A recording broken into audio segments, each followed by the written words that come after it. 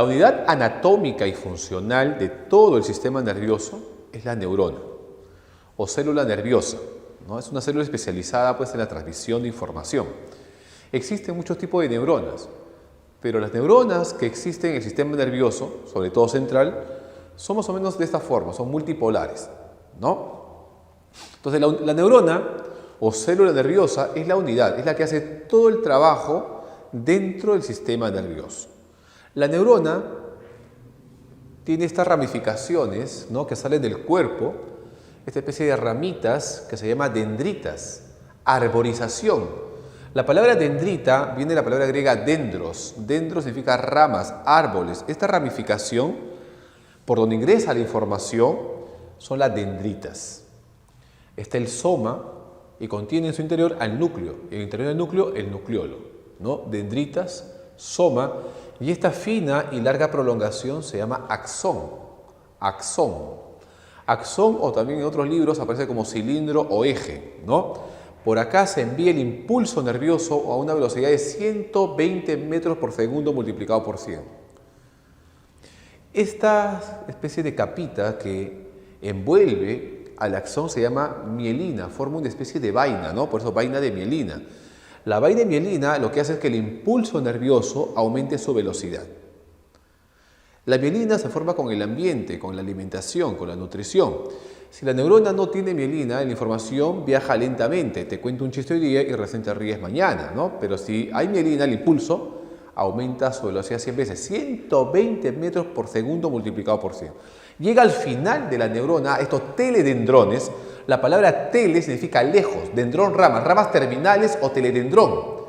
El impulso nervioso, miren, la información ingresa por acá, por esta ramificación, por las dendritas, llega al soma, al núcleo, donde se procesa la información y se envía un impulso nervioso por el axón a una velocidad de 120 metros por segundo multiplicado por 100. Llega al final del axón a estos teledendrones y en estos botoncitos, llamados botones terminales, van a segregar una sustancia química llamada neurotransmisor. Y al costado de otra neurona hay otra neurona que recibe la información, la procesa y la envía a la otra neurona. A esta comunicación de neurona a neurona se llama sinapsis o puente. Es una comunicación electroquímica entre una neurona y otra neurona. ¿Ok? Entonces, miren, las neuronas están protegidas. Están protegidas por otro tipo de células llamadas glías o neuroglias. Las glías o las neuroglias son de varios tipos. Por ejemplo, encontramos los astrocitos.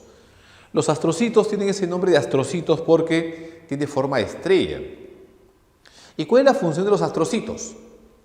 Le dan soporte físico, soporte estructural, que las neuronas se mantengan así, compactas, ¿no?, dentro del cerebro. Y le da también nutrición mediante una membrana llamada pie chupador. Por medio de capilares le transmite todos los nutrientes, ¿no? Esta es la función justamente de los astrocitos. El soporte físico, soporte estructural y la alimentación, la nutrición, ¿no? Las microglias son glías o neuroglias pequeñas. En el cerebro hay poquitas y son pequeñitas. Si todo está ok, la persona está sana, no hay enfermedades ni nada, son poquitas y chiquitas. Pero cuando hay una enfermedad, una intoxicación o de repente una lesión, prolifera, aumentan en masa, porque la función básica de las microglias es la defensa. Defienden al organismo, ¿no?, de una enfermedad, una intoxicación, algún agente extraño. Y si de repente por ahí una neurona está media enferma o está muerta, esta microglia va y se la come y limpia la casa. O sea, tiene una función fagocita, ¿no? Permite justamente la limpieza dentro del cerebro. Y las oligodendroglias producen mielina. Son las células gliales que producen mielina en el sistema nervioso central. Las oligodendroglias producen la mielina, pero en las neuronas del sistema nervioso central, porque las células de Schwann producen también mielina, pero en las neuronas del sistema nervioso periférico.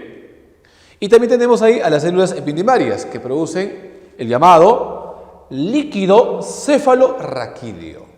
Líquido cefalorraquídeo es el líquido sobre el cual el cerebro está flotando.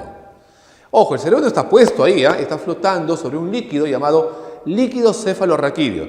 Este líquido es creado por el propio cerebro, por el tercer ventrículo. ¿no? Y así como se produce el líquido cefalorraquídeo, también se drena por unos conductos el líquido cefalorraquídeo. Pero hay algunas personas que por una cuestión congénita, ¿no? Este conducto por el cual tiene que drenar el líquido cefalorraquídeo está obstruido. Entonces se produce el líquido cefalorraquídeo, no se drena y este líquido se acumula en la cabeza, ¿no? Y el cerebro se ve presionado. Esta enfermedad se llama hidrocefalia. Entonces tienen que poner una especie de válvula para que pueda drenar este líquido, ¿no? Entonces, no es que el cerebro haya crecido, sino que se ha inflamado por la acumulación excesiva de líquido cefalorraquídeo. ¿Ok? Entonces, toda la unidad anatómica, funcional, todo el trabajo del sistema nervioso central, periférico, glandular, lo realiza la neurona o célula nerviosa. Son de tres tipos. Hay neuronas sensitivas que se encargan de llevar la información de los sentidos hacia el encéfalo. Hay neuronas motoras que activan pues un músculo. Y hay neuronas asociativas que conectan una neurona con otra neurona y participan en las funciones mentales. Decíamos que la parte más importante de todo el sistema nervioso es el sistema nervioso central, porque es ahí donde se encuentra la vida mental. ¿Ok? Vamos a hablar hoy día acerca del sistema nervioso central, ¿no? Sus siglas son SNC. El sistema nervioso central también se le conoce con el nombre de sistema nervioso de relación. Sistema nervioso de relación. ¿Ok? ¿Por qué central? Porque está en el centro del organismo. Todo lo que está dentro de tu cavidad craneal más la médula espinal forman el llamado sistema nervioso central, formado por el encéfalo y por la médula espinal. El encéfalo son todas aquellas estructuras que están dentro de tu cráneo. Si yo te destaco el cráneo, lo que voy a encontrar es el cerebro, la parte más voluminosa, la parte más desarrollada, más protuberante, el cerebelo y el tronco cerebral. ¿Ok? Estas estructuras forman el encéfalo. El cerebelo se encarga de controlar el equilibrio, el tono muscular y la coordinación de movimientos. El tronco cerebral tiene funciones muy importantes con el sueño, con la vigilia, con la atención, con la concentración. Y también hay un sistema llamado SARA, Sistema Activador Reticular Ascendente, que mantiene en actividad inconsciencia porque hay neuronas que van hacia arriba, hacia la corteza, y nos mantiene pues activos, lúcidos, etc., ¿no? Ese es vamos a hablar después, el SARA, ¿no? Sistema Activador Reticular Ascendente. Bien. Entonces, el llamado también el soporte psíquico, el área de la ingeniería humana, es el órgano de la conducta. Si yo tengo acá el cerebro en la mano, lo que voy a ver es la parte externa, la parte visible, la corteza o neocórtex. Según MacLean, tenemos tres cerebros, el famoso cerebro triuno, tres cerebros, cerebro reptiliano, responsable de las funciones vegetativas, la respiración, la circulación, la digestión. Y luego se forma una estructura llamada sistema límbico, de las emociones, etc. Y luego aparece esta estructura que es la corteza que envuelve las otras áreas, ¿no? Lo que uno ve externamente es en realidad la corteza, pero hay zonas muy importantes, ¿no?, en el interior que controlan muchas funciones también. Entonces, la parte externa, la parte visible, se llama corteza. Y en la corteza voy a identificar dos hemisferios, 4 tipos de lóbulos y 3 tipos de áreas. ¿Está bien? Esta cisura, este corte que va a lo largo de todo el cerebro, se llama cisura longitudinal. Cisura longitudinal, o también llamada cisura interhemisférica. Cisura longitudinal o cisura interhemisférica divide al cerebro en dos hemisferios, izquierdo y derecho. Aparentemente son simétricos. Aparentemente son iguales, pero las áreas que hay en un hemisferio no lo tiene el otro. Al hemisferio izquierdo se le conoce como el hemisferio mayor. ¿Por qué? Porque es el primero en desarrollarse. En todo el proceso de gestación, la parte izquierda del cerebro se desarrolla primero. Y a la parte derecha, al hemisferio derecho, le llaman cerebro menor. ¿Ok? La parte izquierda del cerebro tiene que ver con el lenguaje. El izquierdo es lingüístico. Hablamos con el izquierdo, el derecho es mudo. El lenguaje se encuentra en el hemisferio izquierdo, es lingüístico, es objetivo, o sea, muy pegado a la realidad, es coherente, es culto, tiene buena gramática, buena dicción, es analítico, divide un problema en partes, resuelve los problemas de manera secuencial, paso a paso. Prefiere los números, prefiere las palabras, prefiere la conversación. Es coherente, culto, pegado a la realidad, objetivo, matemático. Y tiene tendencia a la depresión. En tanto que el derecho es todo lo contrario. Si el izquierdo es objetivo, el derecho es subjetivo. Si el izquierdo de repente es lingüístico, el otro tiene pésima gramática, pésimo vocabulario, pésima dicción, pero sin embargo es creativo, es artístico, musical, espontáneo. Une las partes para formar un todo, es sintético y procesa información de forma paralela. Tiene tendencia a lo global, a lo holístico, tiene que ver con el reconocimiento de rostros y la percepción tridimensional. Papá te dice, hijo, dejé el carro atrás porque aquí hay mucho tráfico, tráelo por favor, entras al garage, así retroceso. ¿Quién calcula esa distancia? La parte derecha del cerebro. Y tiene tendencia a la euforia. Decíamos que el cerebro, esta cisura que recorre todo lo largo del cerebro, se llama cisura longitudinal y lo divide en dos. Pero en la parte interna hay neuronas que van de un hemisferio a otro.